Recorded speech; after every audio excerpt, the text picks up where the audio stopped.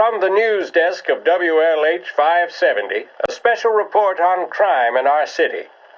It had been hoped by lawmakers and the general public alike that the end of Prohibition would cut off the mob's air supply.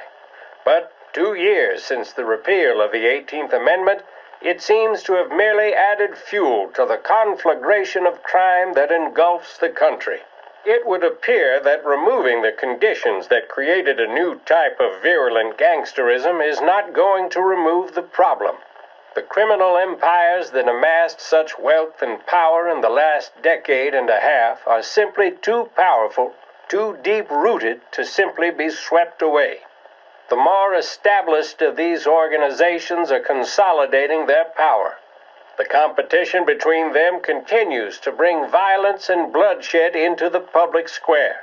We saw this in Empire Bay with the Vinci Moretti War that ended in the car bomb killing of mob boss Tommaso Moretti.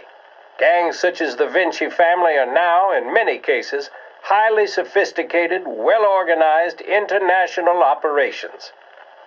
They owe their success to their brutality and to the many lawmen and legislators in their pockets. Yes, don't allow yourself to be mistaken. The mob may be the instigator, the driving partner, but the corrupt politician or the dirty cop is the facilitator, and both roles must be played for organized crime to flourish. I've heard it mentioned in certain newspapers that the upward trajectory of the economy would quell the mob's opportunities to exploit police and lawmakers. That, sadly, doesn't appear to be the case. Those engaged in corruption are not doing so to put food on the table. City officials and public servants earn more than most, and did so even at the height of the Depression, so that, frankly, does not wash. Plenty of people far worse off live without sin. As we have seen in Lost Heaven, standing up to the mob can be a dangerous game. Suspected mob hits carried out against officials in a number of American cities attest to that.